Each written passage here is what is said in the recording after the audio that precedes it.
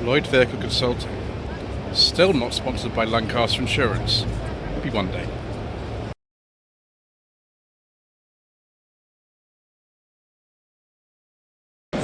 Good afternoon. Today is the 22nd of March and this is part 10 of a slightly shambolic shuffle around the 2025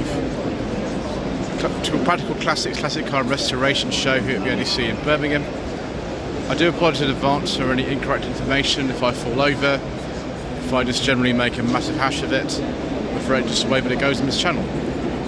So here we are at the Mercedes-Benz Club UK stand. Got some nice classic Benzes here. Very, very late Mercedes-Benz 190E 1993, which was the year the C-Class came out. This has some interesting wheels on it. Interesting dash. It's that aftermarket wood on there.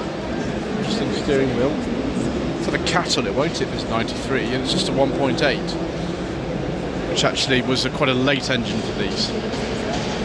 Next we've got an S124. Drove one of these actually last year. It was a 6-cylinder one. This is a 300 TE. Imagine again this will have a cat by then. S124s were made I think from 1986 to 1996. One I drove was a 96. This one is a 92 on the K. It's very nice. Next we have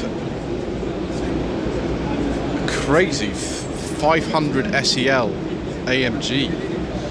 Black and black and black. Not quite my style. I like the beige leather interior of wood and also the old Mercedes running mobile phone in there. That's my kind of thing. I'm not sure about this black on black sort of paint scheme. That's not really me. I'd prefer a lighter colour possibly and some silver wheels, but that's just my taste. So this is 84, this one. It looks very sort of custom, doesn't it? Next we have an SL, which is in the need of some restoration. Yeah, the paint's not very good on that side, is it, viewers? Never mind. 71, is this really a 71? I've never seen a 71 before. Must be one of the very first. Look at that. Wow. Next we have a very beautiful and rare Mercedes here. From the 60s I think this would be, yeah.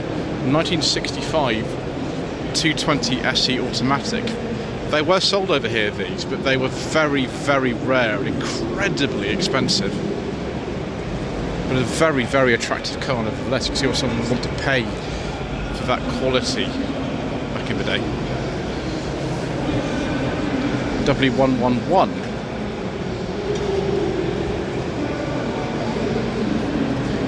(1993) R129 300 SL24. That looks like it's had a different grille and things put on it and different front indicators, but I might be wrong about that. Won Best in Show at the East Midlands Classic Vehicle Show in August 2024. Now, if you've got a nice beige leather interior with some wood, it's not difficult to see why that might happen. It's quite nice for us. We've got something a bit more modern here. It's a CLK 63 AMG. It's based on the it's a W209, this one. Yeah, I've driven one of these actually. It was a convertible version rather than this coupe fancy version there. But there we go, very nice. Right, let's move on to the next section, shall we? More Ford viewers. An Escort RS Cosworth 4x4.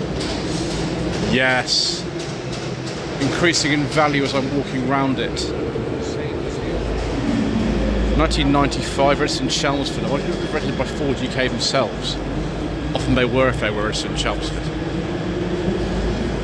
Then a Fiesta XR2.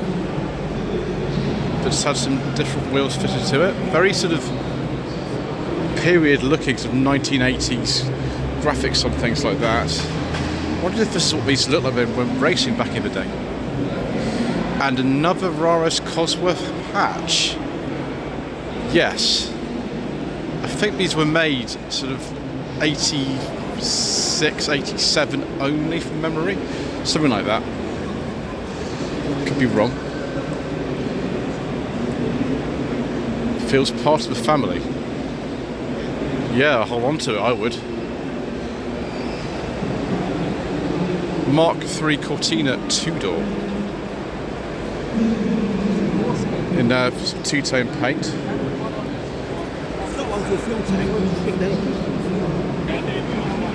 72, 73 plate. Probably look a bit like one of these when it's finished. This one here in particular. 73 Cortina 2-litre GXL Recreation. We've even got the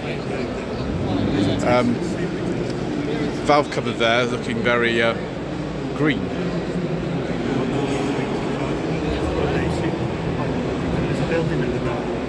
We've got slightly older car here, I think. More basic specification with the twin headlamps. 7172 plate. Tickford Owners Club. Oh my gosh, a Mark II Cavalier caliber. Viewers, we like that very, very much. It's just like the ultimate Mark II Cavalier. They're only made right at the end of Mark II production. This one would be in 1988, one of the last of the Mark IIs. Top speed 120 miles per hour. Can't remember what power he's put out now. I forget. That is a nice, 130 horsepower, same as the SRI 130. Then we've got this Racing Puma, registered in 2000. We saw the Racing Puma stand, didn't we, earlier on?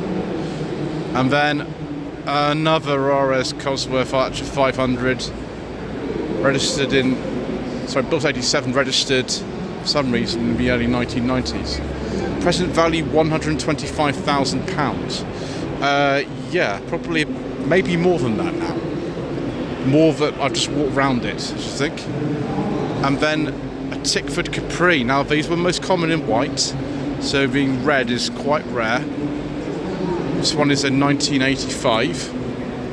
They had electric windows in them, I think some of them. Like this car, electric windows, and this one's an automatic, which is interesting. Again, value of this, well, it's a lot. It's an awful lot. There we go. It's the only Tickford Capri built with automatic gearbox. That's why I've never seen one of these. There we go. Value. Yeah. 60 grand. It might be a bit more than that now. Right, we've ended up on a stand with some Rovers and some other things. This is not a Metro, by the way. People keep calling these Metros, and they're not.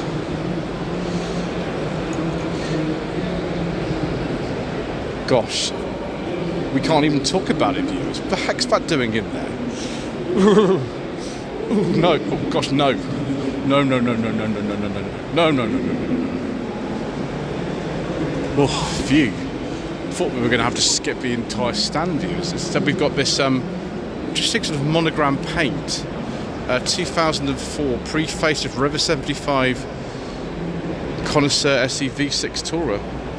That's better, viewers, isn't it? Yeah, so it's better, isn't it? We're going to go in one of these in 2023. It's a very similar car, but in sort of a dark red. It was very nice, viewers. We enjoyed ourselves very much. Whereas things like the City Rover and a Rover 100 Cabrio with forbidden fuel engine. No, thank you. And yes, before you ask, I have driven the City Rover. In fact, I've driven two. It was not good on either occasion. Right, so Mark II Golf here. Doesn't look like a GTI from the interior. What engine have we got in here, actually? Is it a 1.8 20 valve from like an Audi TT or something? I don't know. How about a 944, viewers? Guards red, this one. Some rather large wheels on it.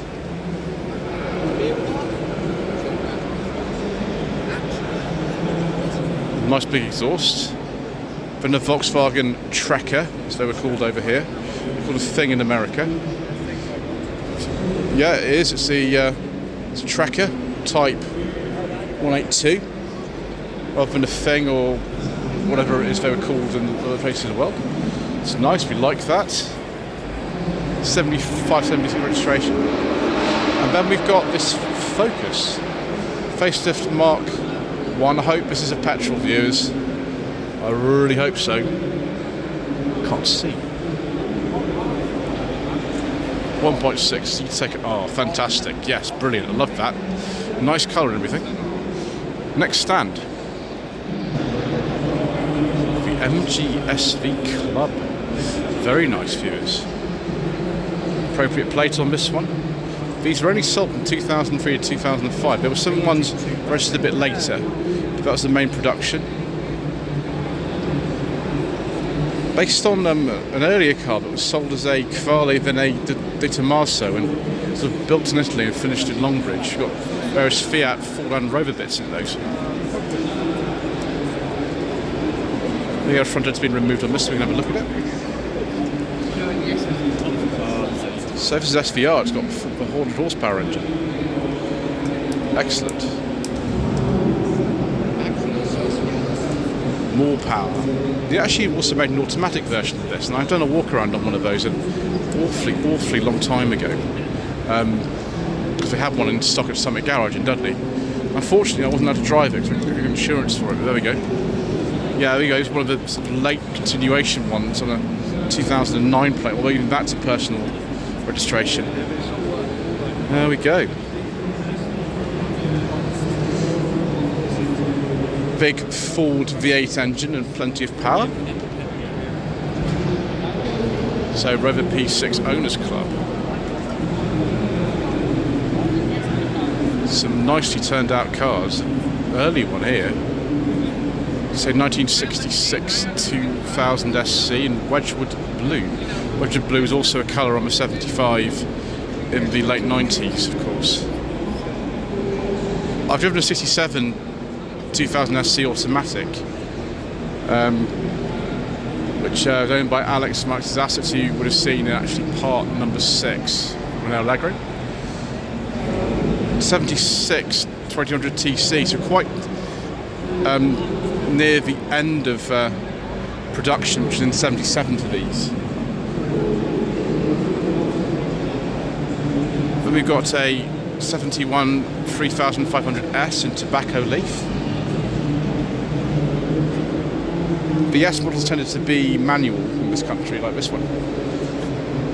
It's really nice, isn't it? And we've got one that's 73 3500 dry sorted 1986.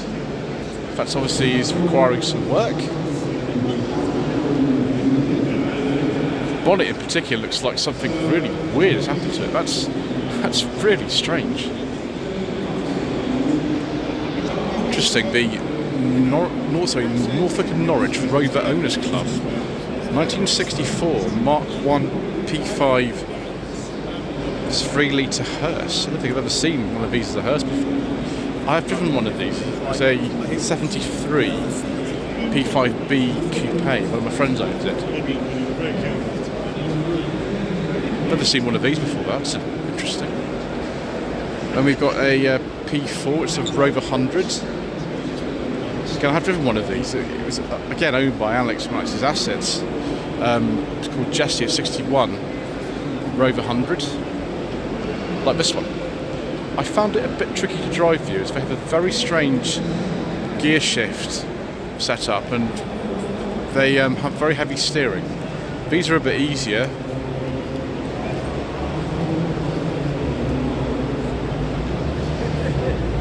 This is a 71 P5B coupe. Paint's a little bit flat, but it doesn't look too bad. I've seen something I like very much on here. Oh yes, viewers. It's an 800 coupe. These are very, very tasty cars. And it's a manual. What engine does this have? Oh, it's a 2.5 kV6, to be an early kV6 this. Yes. Personally I prefer like an 827, but and a Sterling model, but won't be too fussy, will we, this? Look at some Fords. Wow, the Mark 6 Escort Estate. Goodness me. Probably a 1.6, I imagine. Needs a bit of work. You can see that. We've got a very, very nice Mini Club. That's very nice. It's in 1976. Okay. Looks very original and straight. And next, a Reliant Civitar. And I'm not allowed to make the connection that people do. That connection is banned on this channel, viewers. It's absolutely banned. 76 as well, with the S6 V6 engine. MG ZB Magnet with the larger rear windows, a 58. 15-year restoration project. And another Puma. These are breeding, aren't they? They're absolutely everywhere. This is on an X plate, to 2000. All of the Pumas we seem to see, apart from racing ones, are in this colour, aren't they? A very popular colour back in the 1990s and 80s, wasn't it? So, 1976, P6, 3500 automatic, ex-Metropolitan Police, unmarked regional crime squad car. Excellent. High Westminster radio. It's very, very nice condition. Yeah, I can see the radio is still in there. Or NEC plate, yeah, one of the very last.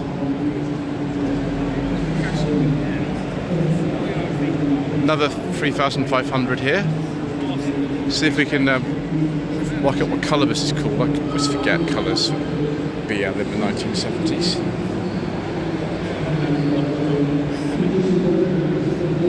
Say. So it's a 1974. Then we've got another one in some interesting wheels on it. It looks very sort of custom this. It's got the Continental kit on the back. 74 Rover 3500.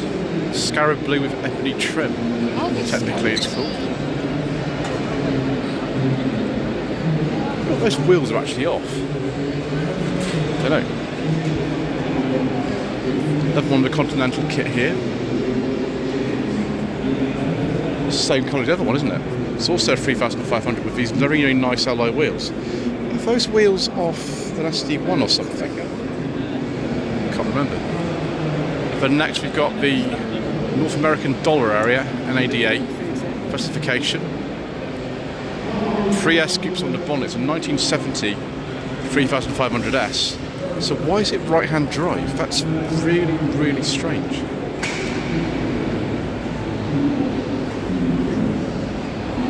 So it's been converted, that's why it's like that.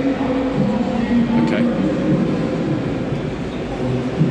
Well, this is an S. The S models in America were generally automatic. Right, viewers, the Rover 600 and 800 Owners Club. Excellent. I've owned a 600 viewers, so at some point in my life I should get another one actually, probably.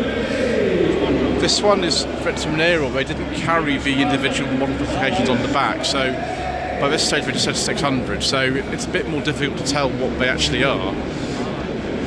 It has the Honda F-Series engine in it, so it'll be a 1.8 or 2 litre. Oh, viewers. Not only do we have one 800 coupe on here, we've got 2. And this one is a Sterling. Yes. Very, very nice. 1997. And a beige leather interior with wooden piping. How can it get any better than this? I do like a nice beige leather interior, viewers. And then we've got another one here. Not quite as tasty because we haven't got any beige leather, but it's still a sterling coupe, and we like it very, very much. Should I go to Rover Fest in August, viewers?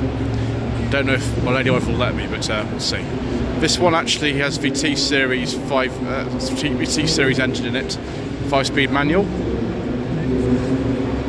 Hand built these were, they tended to rust quite badly for that reason, but they're very, very nice cars. Let's have a look at the middle one as well, because why not?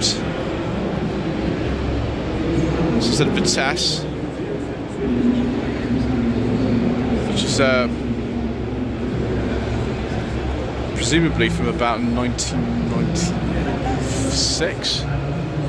It's 96. It's a Vitesse Turbo. I've driven one of these actually. One of my friends owns one, and it was fast.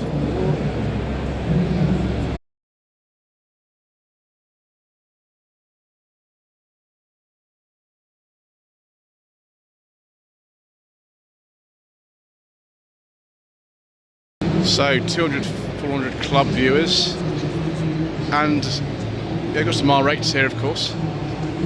Rover 214 SLI. Forget the name of this colour now. A flame red, that's it. I've actually owned personally 3 of these. They're all 216 autos. One was a 1990, one was a 1991, and one was a 1996. 2 of them were SLIs like this one is, this is 1.4. One of them was a GSI with a full beige leather interior. This is very similar in specification to the 1991 car I owned. This colour, flame red with grey bits, although it's in much nicer condition than mine was. This has the 95 brake horsepower 1.4K series.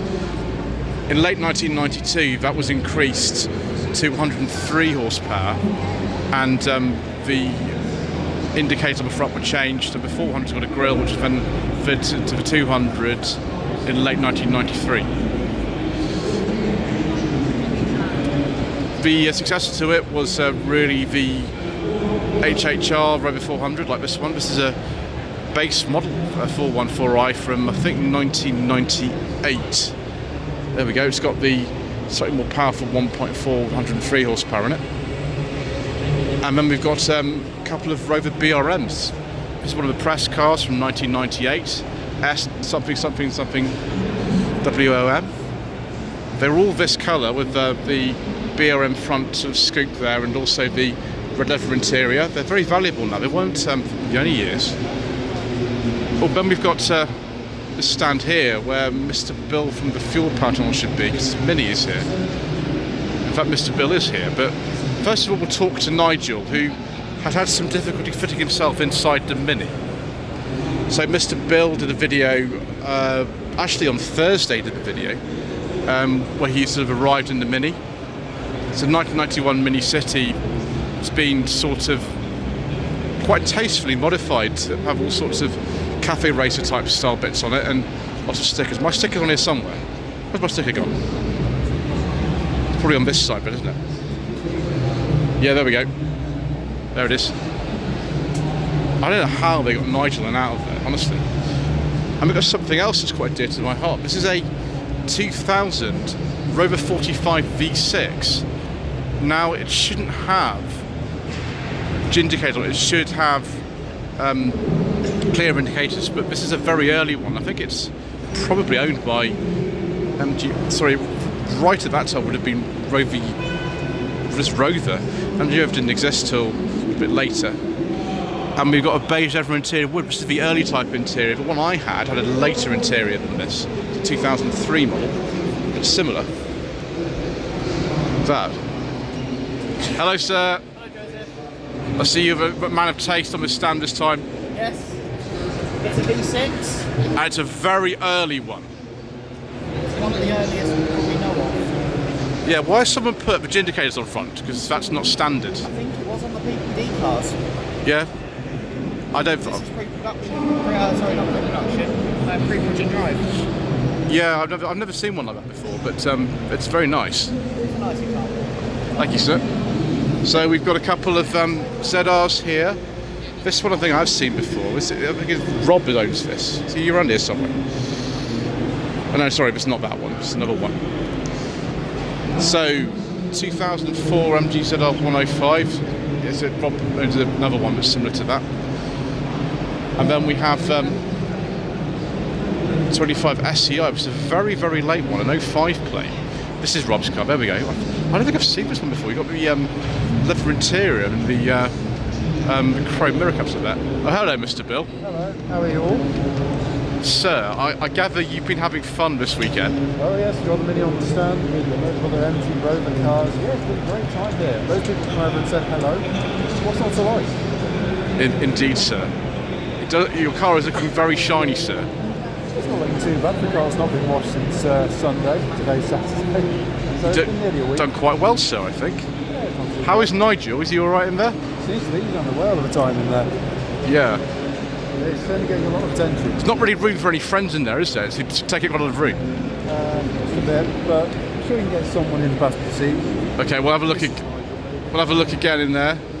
It looks very sort of proprietary. I don't think he's wanting anybody else in there.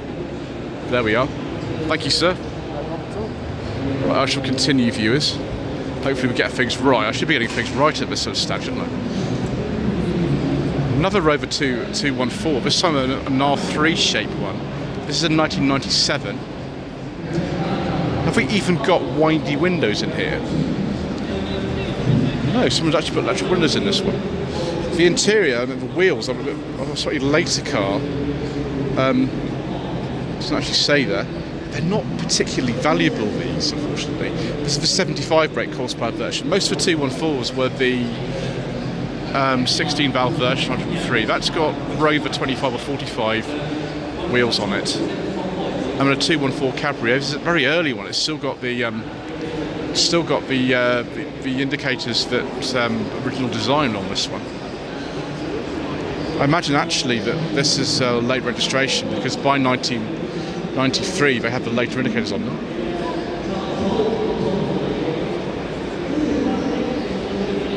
Yeah, we got windy windows and a cloth interior, so one of the more basic of the cabriolets. I've driven one of these. It was a much later one. It was the one that Mr. Richardson, the Furious Driver, used to own, actually. Right, we used to move on. So, Rover Coupe stand. This is an interesting one. This is one of the NFDH cars. So you'll see actually this car's got air conditioning, which is a very rare option, and a few other Japanese spec type things. These cars were destined to go to Japan. They are, before the main change came in these cars in 1995, where the dash was altered and so were some of the specifications, and they were re-imported over here, and there's quite a few of these actually around. That one's in Nightfire Red, beige leather interior. Very, very nice views. We do, I think, sort of got wood. So we have the beige leather interior, wooden piping. Obviously in Japan they like such things. This one is TT Blue. It's a 220 turbo. It's 93, 94 on an L. We've got another one here. Again, 220 turbo. One of the later ones. It'd be a 1995 car only on an M. So got the early dash, and then this is a later car, another K series in it. I've had a 1.6 or a 1.8. 1.8 had variable valve timing. See, the dash is a bit different in this one. And this is a 1.8 VVC engine, so 1998, 1999 registration on an S. Right, viewers, do you know what? I think that's it for today. We've only got a relatively small section to cover tomorrow, so that's good. Less work for me to do. Thank you ever so much indeed once again for watching. Please don't forget to subscribe to the channel, like this video, comment below, and we shall see you again in part 11 for some more incorrect information.